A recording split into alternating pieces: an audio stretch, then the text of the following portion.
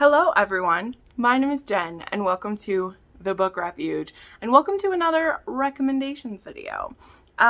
Today is one of the days where I'm filming after work, so I've got my mug here with wine in it because I'm cool. You can do that when you're an adult. Have wine on a Thursday. It is Thirsty Thursday, by the way. Let's just say that. So, also don't mind this hair. I didn't blow dry it this morning when I was getting ready because I didn't have enough time. So it's like washed and dried and in a clip, and we have what we have. But anyway, I'm very excited to do this recommendation video for y'all. This was one that I asked for recommendations, mostly because I needed people to remind me which ones had this in it. And as you can tell by the title, it is romances with adoption or really strong found family. Because sometimes the adoption isn't official and sometimes it is, as we'll see through some of these books. I don't know if it is throughout the world. I think that it is, but November is National Adoption Awareness Month. This last, was it Tuesday? It was Tuesday was World Adoption Day, the 9th. And the 20th of November is National Adoption Day, but the whole month is Adoption Awareness Month, which is amazing. I think adoption is one of the most beautiful things that exists. It's existed pretty much for all time. I mean, if you're a Christian like me, Jesus is basically adopted, so you know, we go back to the OG. I mean, even before Jesus, there was that happening. Anyway, sorry, didn't mean to derail it, but I'm just saying, the point is, adoption, I'm a big fan. And I'm a real big fan of it when it is in romances. Really, like, I don't always love reading kids in romances because it's not always done well. But as a lot of you know, and this book is going to be the first one that I talk about, one of my favorite books I've ever read has children in it, and I think they're done very well. And that book also includes adoption, and it's actually kind of a contentious part of the story. But let's go ahead and dive in. I would like to say up front, I don't usually put this in my videos, but I need to remember to do it. Please subscribe to my channel. I have playlists full of recommendation videos. Like, I have one that has like almost 200 videos on it that is pretty much every trope you can think of. I have done a recommendation video for it. And I have new videos coming out every week. I put out 3 to 4 videos a week, my weekly wrap up and recommendation videos. So make sure you're subscribed to the channel and click the bell if you want to know when I get notified. I'm usually uploading on Sundays, Tuesdays, Thursdays, and Saturdays is usually what I try to do. But sometimes I throw in extras. So anyway, enough self-promo, but I just wanted to put that out there. Let us get into these recommendations. So I'm going to start with the contemporary recommendations, and then we're going to do the historical ones, okay? Put my wine down, unfortunately. So as I said, we're going to start with one of my favorite books ever, which is The Takeover by TL Swan. This book is about Tristan Miles, who's a businessman, and we have Claire Anderson, who is a single mother of 3. She's a pretty young single mother. She's only 38. Tristan, I believe, is 33, so there's a bit of an age gap. Not that. This starts as a hate to love, it starts as a hate and enemy situation. Tristan is known as the Takeover King, Miles Media. He runs, as I said, the acquisitions, and they want to take over Claire Anderson's media company, which she used to co-run with her husband, and now she is trying to keep it together until her children are old enough to run it and take over. She wants to keep her husband's legacy alive for them, though her husband has been gone for almost 5 years now. She has 3 boys. They are 18, 13, and 10 and 9, and they are just one of the best parts of this book. And so what starts as a as I said, what starts as like a hate situation, they have so much chemistry with each other, and when they run into each other at a business conference over in Europe, they have kind of this week-long fling, and when they come back to the States, Claire is ready to go back to being a widow and a single mom and Tristan really wants to pursue her, and Claire actually says, she's like, there are 3 hearts attached to mine. You know, you can't just have a fling with me. I have baggage. These 3 beautiful packages of baggage, but baggage they are.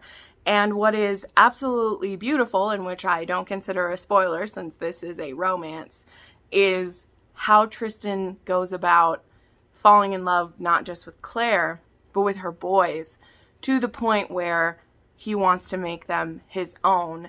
And the feelings and the fear and the pain that causes Claire to see her boys falling in love with a possible new father. And this book, it is one of the funniest, most fun, most heartbreaking, beautiful books I've ever read, and I will always, always, always recommend this book. It is part of a series, but you can definitely read it on its own. In fact, I almost recommend that because I'm not a huge fan of the other 2 in the series, but Tristan Miles, he's my book boyfriend till the end. Then I have a recent edition, a book that I've just read real recently, and that is actually Sustained by Emma Chase. This is also a book in the middle of a series, and I almost didn't read this book because the first book in the series just made me crazy. I did not love that, but we're not talking about that one. We're talking about Sustained. And this one is about our hero, Jake, who is a defense attorney. He runs a, currently he's working with his friends at another law firm. Quickly it will become his own law firm that he runs with his friends. And he has he's a playboy, and this book actually starts with him getting syphilis, or having contact with someone who has syphilis, and he has to get a shot and withhold from sexual activity for a few weeks to wait for his antibiotics to work. And thankfully that is an STI, STD that can be quickly handled, but he decides that maybe he shouldn't have so many flings and maybe he should try dating. So while that's happening, he gets mugged by a kid, by an 11-year-old boy. And this boy happens to remind him a lot of himself, because he was actually a troubled youth who a judge actually gave a break to. And that judge is actually like a big part of his life as an adult. So he wants to give this kid another chance, but he tells the kid, take me to your parents.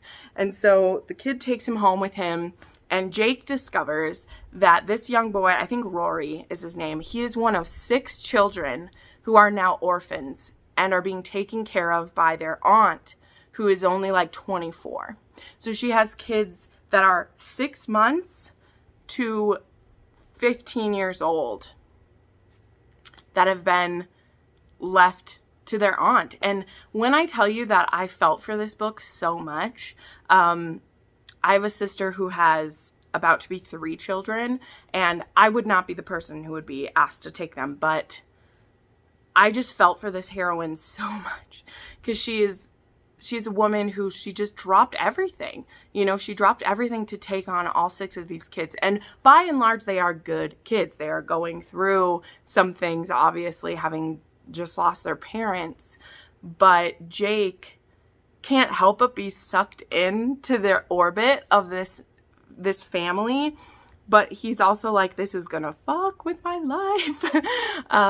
And this romance between Jake and, wow, I just forgot her name, Chelsea, is so beautiful. And this man just having his heart taken over by these 6 beautiful children. And then what I do want to point out, because I just read this the other day, there is a follow-up to this that actually comes after the series is over. So Sustained is the 2nd book in the series. There's another book called Appealed that's about a different couple, and then there's book 3.5, which is, it's a epilogue to the series, but specifically it focuses on Jake and Chelsea later on, a little later on in their lives, of how things are going with their big brood. And like, that one's called Sidebarred, and I openly wept while I was reading this. So beautiful. So that is a beautiful one.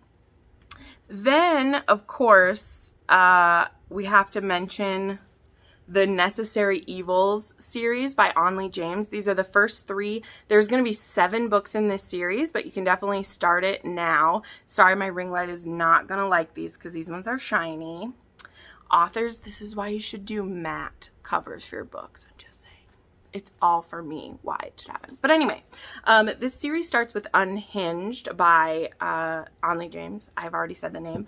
But this is a series about 7 psychopaths who are adopted by a man named Thomas Mulvaney. And he wanted to put together this family of men who are all psychopaths, but who are psychopaths for good. So these psychopaths, instead of being serial killers, which they maybe would have become, it's not 100% because not every psychopath becomes a serial killer. They don't all become that. But he wanted to see what would happen if he gave them a goal and like used their skills and their detachment and their like the way they can compartmentalize things for good. And so these serial killers kill serial killers and rapists and murderers and all that. So this first book starts with Adam, who is the youngest son of Adam, and then Noah Holt, who is the son of one of Adam's victims. And this man that Adam had killed, he was a pedophile. Maybe I should blurb that word. I don't know how that goes, but he was one of those people. And Noah doesn't fully remember that that's what his father was like. And so he knows that Adam is the one who killed his dad. And so it's been a few years later and he wants to get revenge. But there's more to it than that. So that's this one. This one is about August Mulvaney, who is a genius and he is a professor. And Lucas Blackwell used to be the golden child of the FBI because he is a, what's it called? He has like, he can feel your feelings. Is it an empath or psychic? I don't know. But one of his coworkers at the FBI, he realizes is a serial killer and he accuses him and they don't believe him because they don't understand how his gift works. And when he bumps into August, he knows that August is a serial killer too. But August is like, no one's going to believe you. They already think you're crazy. And I actually think you're fascinating and I want to date you. So that's interesting. And then there is Atticus Mulvaney, who is the oldest son. And he doesn't really like being a serial killer. He thinks it's messy and it gets in the way of his scientific career. But one night when he's at a job, he runs into Jericho Navarro, who is going there to kill the same guy he's going to kill, and they end up having kind of a meet cute while they murder this man. So there you go. These are of the different variety of adoption that you might think, but this is still like a found family situation, and I love this series. They are the cuddliest psychopaths you're ever going to read. I will just tell you that. Like, they're a good time. I also wanted to mention Wolfsong. This one fits more in the found family aspect. This is an age gap, fated mate, gay romance. Those other ones I mentioned were gay. I don't know if that was clear by the names that I said. Sorry, forgot to mention that. But Wolfsong is also a gay romance. And these two boys find each other when they're very young. Actually, when one of them is like only a child, but he knows that this other guy is his mate. But they spend most of their lives just as friends and companions. And he really just gets welcomed into this family of werewolves who just love him and are there for him. And then there are some quite tragic things that happen, but it is a romance and it does win out in the end. But I did have a few people recommend this one when I was asking for them, and I was like, yeah, we'll pop that one in there.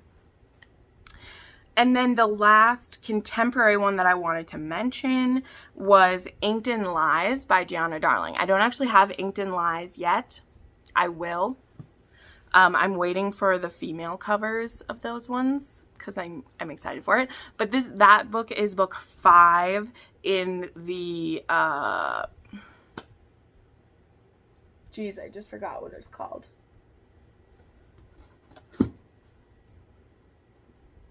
The Fallen Men. Jeez, I forgot the series. And this one is about a brother and sister who are in a very dangerous home environment. And their neighbors are actually this big family who are very loving. And I think it's the oldest brother. I'm not sure if he's the oldest brother of that family or not.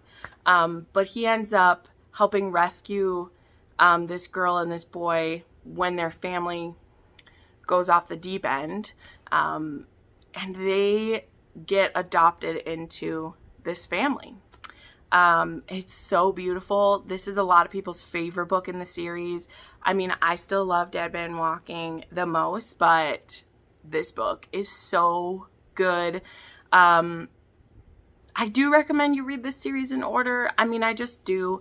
But if you really didn't want to, it does encompass its whole story pretty much in there in Inked and Lies. So I wanted to put that one up. All right, now let's go over some historicals, because I actually have a lot of those. So where should we start? We'll start at the top of the list. Okay, so I want to share Texas Glory by Lorraine Heath. So this book is about Cordelia McQueen, and she has an arranged marriage with Dallas. What are their last names? Does it say? I should remember their last names, dang it. Dallas Lee. Their last name's Lee. And this is in an area of Texas where currently there's not many women there. Dallas has been working on getting women out to the area so that they can build a town and that it can be prosperous. And in the first book in this series, Texas Destiny, the woman that he had done as a mail order bride actually falls in love with his brother. And so he gracefully, you know, is like, okay, you can marry my brother instead. So now he doesn't have a wife. And it turns out that one of his enemies in the area has a daughter. And they end up making a deal for some land and water rights and some things to trade Cordelia for that.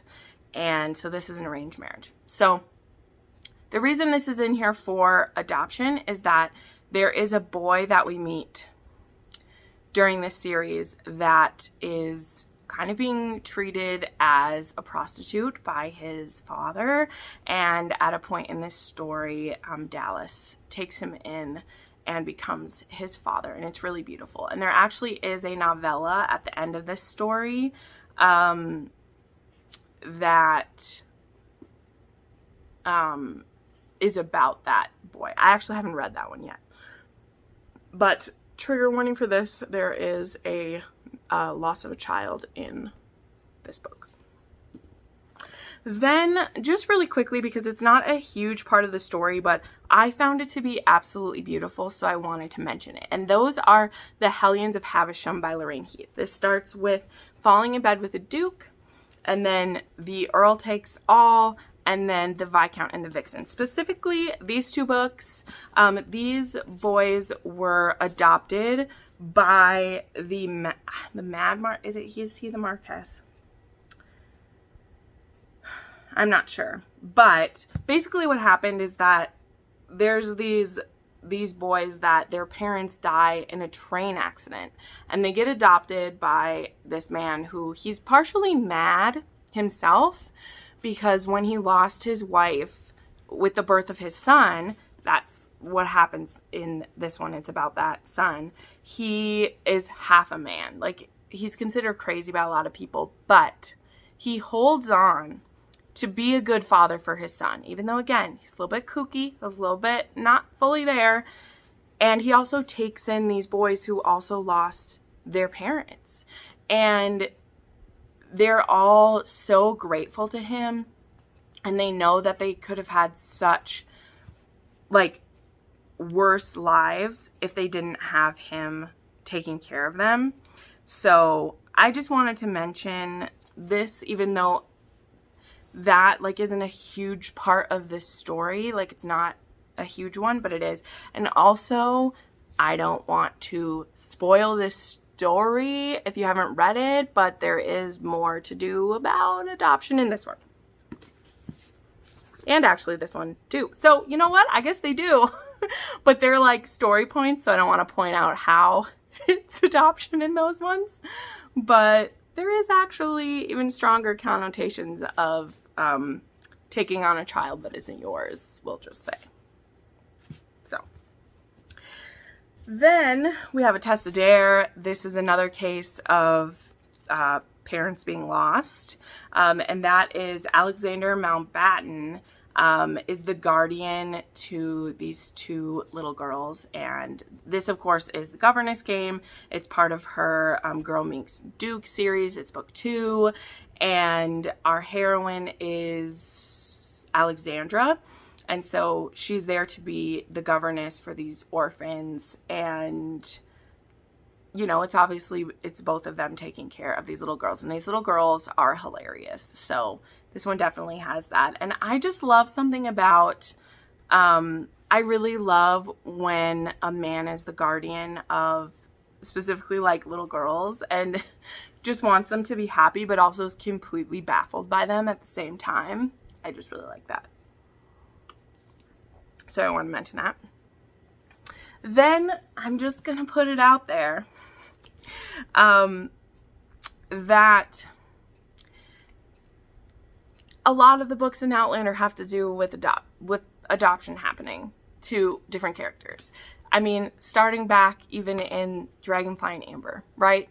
Brianna Randall is taken in by Frank Randall, and you know, whatever we have to say about Frank, some of us are not the biggest fans of Frank, but he was a good man in that respect. And he really wanted a child. And you know what? The Lord was not going to let him have children of his own body, so why not take advantage of your wife coming home pregnant after 3 years and needing someone to take care of her? So there we go. But that's not the only book. In book 3, we have Lord John taking care of Jamie's son William when he is unable to claim him as his own. And then we also have, I mean, in Dragonfly and Amber, this as well, Fergus gets adopted by Jamie and Claire and stays with Jamie for, you know, many years. He's around there. And then there's even more situations of it happening in other parts of the series as well. Particularly this Drums of Autumn talks about those situations a lot. And I just think it's so beautiful. I just love when people are open-hearted enough to take in children, whether they're of their ex-lovers, whether they're of, you know, out of wedlock situations, whether they've been abandoned, like whenever it's going to happen. I just love it. And I think Diana Gabaldon touches on it in many different scenarios and different ways. And it's always really powerful when she does. Then, of course, we gotta share To Sir Phillip with Love. Yes, I have one with the beautiful back on it. This one is about Eloise Bridgerton and Sir Phillip. And Sir Phillip has 2 children. They are twins, a boy and a girl. His wife, she had an unfortunate incident where she ended up dead, and he needs a mother for his children. This is one of the more controversial books in the series. I love this one a lot. I know that some of the terminology for someone who's mentally ill or has postpartum depression is not handled well. But I can see what Julia Quinn was going for with this book, and whenever I reread this one, I feel in some ways that it shows kind of the PTSD as well that Phillip has. And it's not just about making it all about Phillip. Like, his wife she needed help. And, you know, he didn't maybe realize that. Doctors wouldn't have really realized that at that time either. But I think there's something to be said that women are actually not the only ones who can get postpartum distress or get PTSD or get any of that. There actually is something that is like post-birth distress for men. You might not have known about that. That's actually real. I don't think that's fully what Julia Quinn was going with. Anyway, I didn't mean to go on a rant. I just meant I know that there are issues with this book, but I love it, and I love how Eloise, who, by the way, does not know that this man that she's been conversing with and being courted by through letters, that he has children. And when she shows up and realizes that, oh, you wanted a mother for your kids, that's really what this was about, she never blames the kids for this. Even when they try to get rid of her, she is more than up to the task. And I love it, actually. I love it so much. So this book definitely has Eloise taking on some kids. And I like in this case that it is the woman who's like taking, you know, that she's the one coming in to become a mother, which is really cool because a lot of these books I've talked about so far, they're all about like a man adopting the children or taking them in.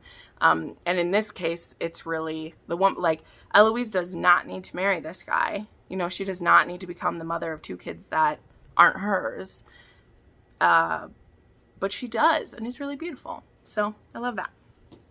And then I'm going to end with the Queen. I have a couple Clepez books for you. There definitely are more in her series in her books than these, but these were just the 2 that I wanted to mention. So first we have Seduce Me at Sunrise by Lisa Clepez. We have Kev Marypen, who when he was young, he was basically adopted in by the Hathaways, and he was raised with them for many of his years. He is kind of the one who chooses to keep the distance from them that he does, because he has a lot of internal hate and a lot of like issues with his worth that he needs to work on. But it is very clear that the Hathaways, who kind of rescue him after an incident that happened where he was left for dead, and they take him in and raise him with their children and treat him as a son. And it's himself who kind of puts himself in a servant role. Like, they don't really put him there. He's done that. And this is the romance between him and Wynn, who is one of the daughters, and they're kind of childhood sweethearts, but again, he puts a lot of blocks between them. And Wynn, she is kind of chronically ill, and she actually goes away for a few years. Both her and her brother go away because he needs to like sober up and get his head straight. He's a hot mess in the first book of this series, and Wynn needs to get healthy because things aren't going well for her. And when she comes home with a suitor. And so Kev kind of needs to make a move or get out of there. So, love that. And then the last one I want to mention is Devil in Disguise. Care McRae is the son of someone, but he is very clear from the beginning that he was actually adopted by his father, and he was loved so well, and I could cry just think about it. And when Keir has the opportunity to know who his father is and to talk with him, one of the things they both agree on, and his biological father, more than anyone else, is so thankful for the home that he had, and that he was loved, and that he wasn't mistreated, and he was taught how to be a good man. Oh, I love that so much. And I just think it's so special. Because though, like, the situation, how Keir ends up with the family that he ends up, you know, it isn't what his biological father would have wanted. Like, his dad would have wanted to have him, you know, but he didn't know until it's too late, right? But still, to be so thankful for the parents who loved your child when you were unaware and you couldn't do it. And I just absolutely love that. So, yeah, so it was very special to get to share these with you. I hope that you will check these out. I hope that you will share with me some other books with adoption or found family that you've seen. As I've said, adoption is very close to my heart. I have one of my young cousins who was given up for adoption when I think I was only 10 when it happened, so I didn't really know what was going on. And only recently has she come back into our lives because she's now 22, and it's up to her if she wants to know my cousin, and she does. She wants to know us. And she had a wonderful, wonderful adoptive, not had, they're still alive. She has wonderful adopted parents. But my cousin, he was not the man that he is now. He wouldn't have been a good dad back then. And so to now get to meet her and introduce her to his other children that he has now, and be able to like reconnect, it's so beautiful. But in my personal opinion, there is nothing more honorable than taking in a child who needs it, and not even a child who like doesn't have anyone to love them, because that's rarely the case. You know, with all the other ways there are to get rid of a child, choosing adoption is a really brave thing, and it's a hard and scary thing to do, but it is so beautiful. So that was just my little share, and I hope you loved these recommendations. If you made it to the end of this video, it means so much to me. Again, make sure you subscribe to the channel, check out my other recommendations that I've done, and I'll see you in the next video. Bye.